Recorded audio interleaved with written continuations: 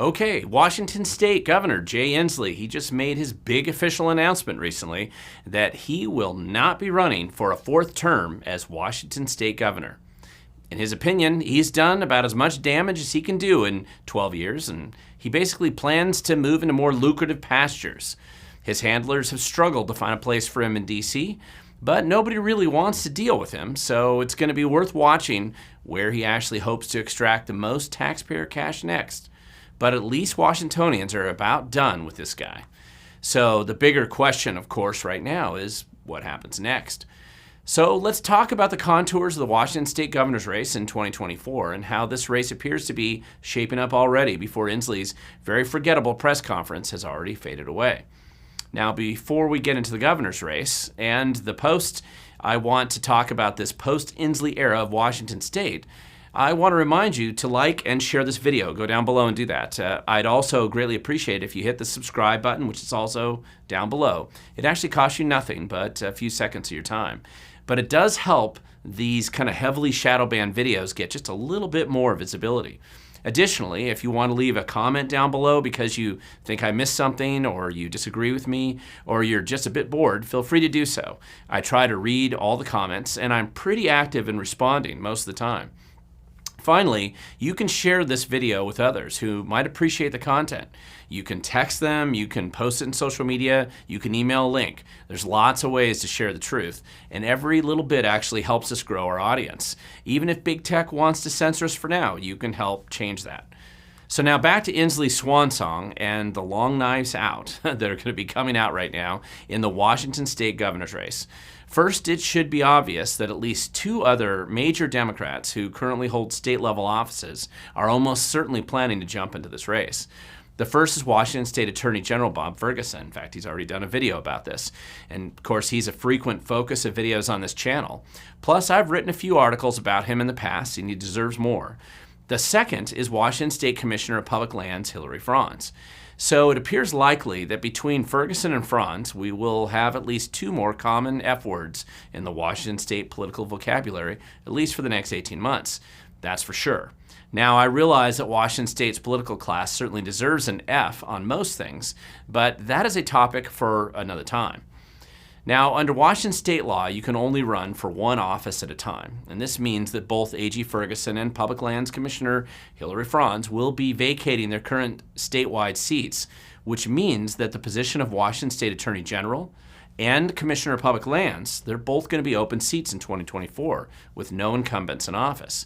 On top of this, concealed by the Inslee and Ferguson headlines right now, Washington State Insurance Commissioner Mike Kreidler, he just announced his retirement, which was really a no big surprise really to anybody. Even in Washington State, we will only let a politician be fossilized in office only for so long, and Kreidler had gone way past his expiration date.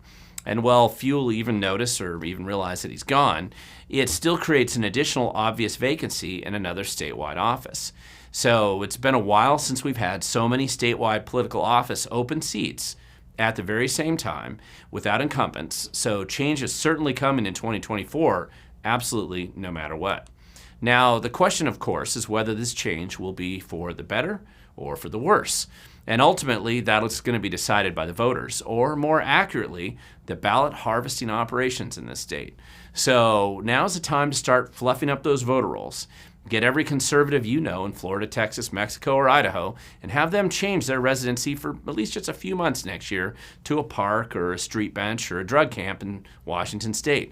And then we can once again demonstrate the awesome confusion of our state's mail-in ballot harvesting program for all to witness once again. Now, when considering the political landscape for the Washington State governor race, most viewers of this channel are going to recognize that A.G. Bob Ferguson here they're going to realize that he's a prospective nightmare for everyone in the state. His pathetic tweet kind of semi-announcing his run initially for office, it just kind of highlights the inflated ego that he has and the abusive resume on which he hopes to run. I've got profiles and cowardice feature that I plan to run about Bob Ferguson, and he's given me so much to work with, I'm probably going to have to make multiple features, a kind of part 1 through 10 sort of thing. But under the Inslee-Ferguson program, our state has become really a great friend to the Mexican drug cartels and a primary destination for their product. Ferguson has done nothing to prevent this drug pipeline into our cities, and he's done everything possible to make sure that drug camps dominate the urban landscape of today.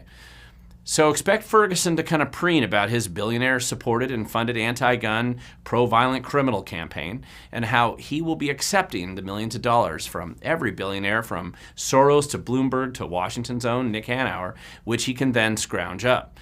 So sure, he was still a bit chagrined to discover that his other signature goal, creating his own Ministry of Truth in Washington with his personally drafted bill, HB 133, that failed miserably, and it never even got out of committee. So Ferguson, instead, he's going to be bragging about beating up on conservative activists, out-of-state micro businesses, and any conservative business in Washington state who happen to donate to a Republican. Oh, and he filed a bunch of mostly pointless, self-serving, press release generating lawsuits against Trump.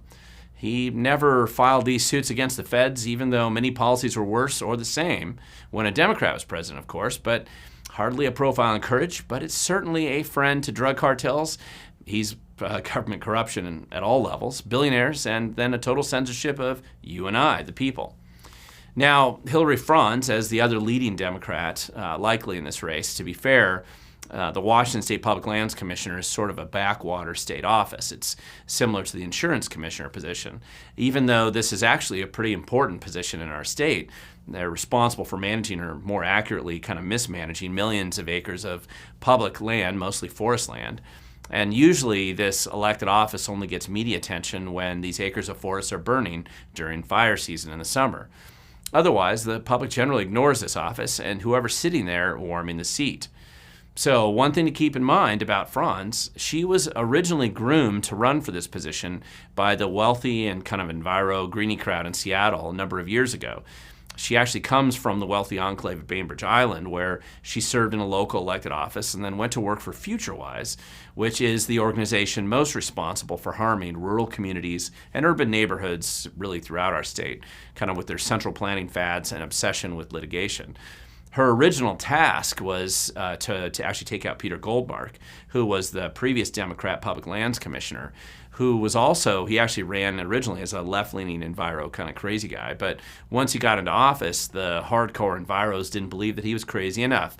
So they recruited, funded, and launched Hillary Franz to take him out back in 2016.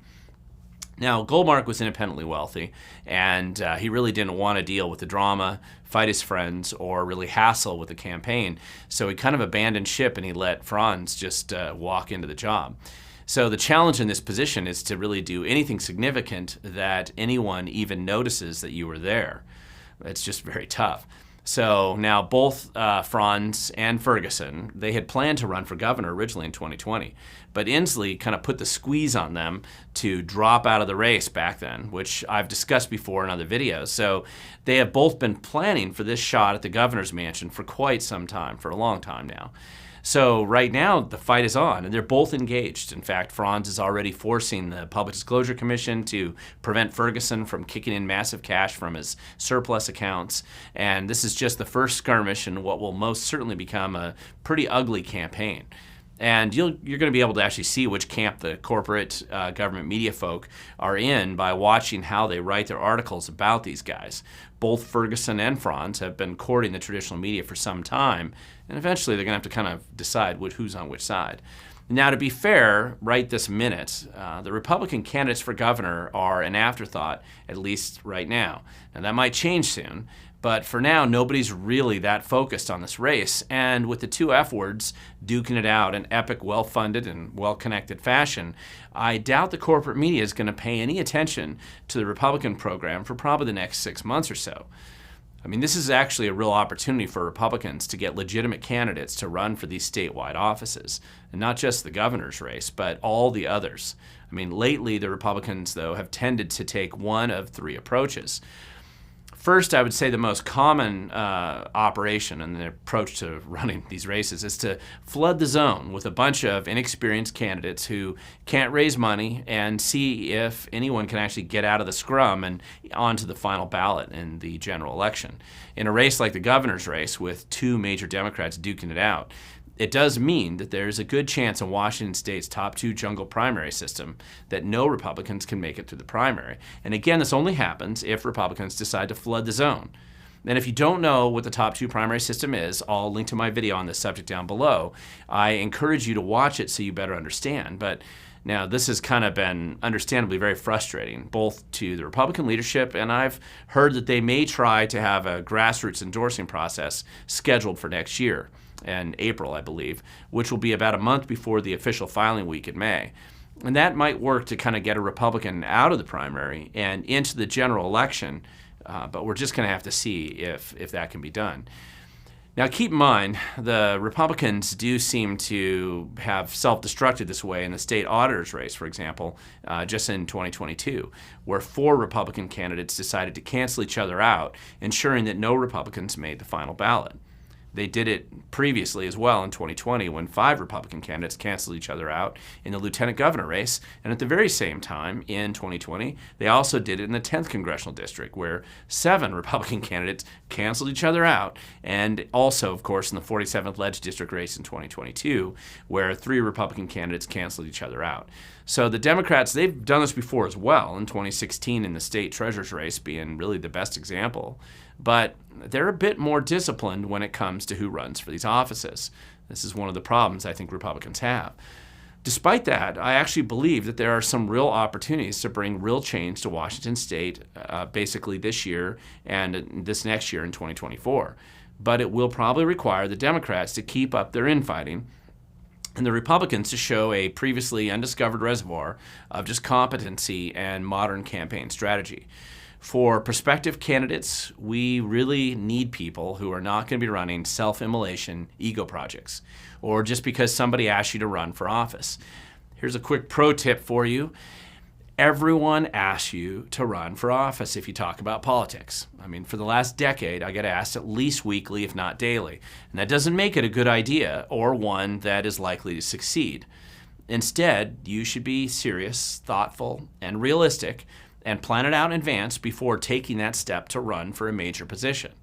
Now, don't get me wrong, I'm always advocating and helping people to run for the thousands of local offices that exist out there every year. But if you've never run for office before, you can't raise millions of dollars, and you don't have a personal contact list of thousands of helpful people in our state, running for a statewide office is just a waste of time and will probably hurt your stated goals if you jump into a statewide race.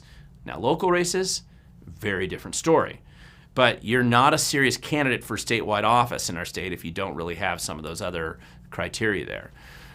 The serious candidate for those types of positions, they've spent many years laying a foundation for a successful political campaign. It really takes years to prepare. Most of the time, they have held other political offices so that they're kind of familiar with the campaign process and they understand how to raise money. Naturally, since Republicans have not held many of these offices like that before, this kind of puts Republicans, and particularly conservative, liberty-oriented people, at a significant disadvantage. You can overcome these disadvantages, but it takes something very serious and distinct for you to fit that role. Are you a capable communicator with a demonstrated history of attracting hundreds of thousands or maybe millions of regular viewers or subscribers? Do you have an extra $10 million burning a hole in your pocket? And this is how you want to spend it. Maybe do you have a few dozen billionaires who are good friends of yours who want to basically fund your effort? A statewide race is bigger than most people realize. However, there are likely candidates for each of these statewide political positions out there. May not be you, but I'm sure there's some of them out there. They'll have a good shot at success. And we need to basically find them early and find ways to help them get to where they need to be. They need to be helped organizing a real aggressive media support campaign for them, for example. Direct contact media, not so much just sucking up to the nearly useless traditional media, whatever's left of them, but communication methods which are effective at reaching regular people all over the state. And listen, people clearly do want change. The truth is, even Democrats don't enjoy drug camps with criminals in their front yards. Most people are tired of the escalating crime wave. That includes Democrats. The economy is showing signs of danger, and probably tough financial times, unfortunately, are ahead for most people. And very few look at our current political leadership in our state and they say, wow, what an amazing group of people. They don't do that. Instead, most people are kind of uneasily aware of the clownish nature of these politicians and the corruption of the bureaucracy that they supervise. Average people may not want to talk about it much, but they definitely know. So in the meantime, we're only a few days away from filing week in various local school board, city council, and local races right now in 2023 all over the state. And these are often positions that you can successfully run for right now, even if you don't have all the other experience I talked about. You also have time to start researching the changes that need to be made to fix things. Remember, if we're successful in any of these political positions, these guys are going to need us to basically take that opportunity to make an obvious and serious impact. They need more help and support. So it's going to help if we've done our research in advance for the solutions, the plans, and the changes that need to occur at each level of government. Now, we live in interesting times. Inslee may be kind of slouching away with his maggoty apples and his smirks. However, it is an opportunity for improvement only if we prepare to do so. So let me kind of close this video with just a few thoughts. Always focus local first. I say that a lot. I've said that many times. There's plenty of local offices that go unchallenged or even unfilled. Make sure you're doing something to help a good person get into that position now, or maybe that's you. You're capable of running for that office this year. Number 2, always do your research, plan for success. What you will do or what somebody else should do when they get into that position, you should find out what that is and double check the budget. What can be cut? Which bureaucrats are salvageable? Which ones need to go? It's better to enter these offices as prepared as possible to make change rather than to try to sort it out in the last minute because you accidentally won. Now finally, of course, you have to show up. It is up to you. You have to pay attention to DC, pay attention to Olympia, but show up in your local community to make the difference you want to see right now in 2023, because ultimately, the future belongs to those who show up.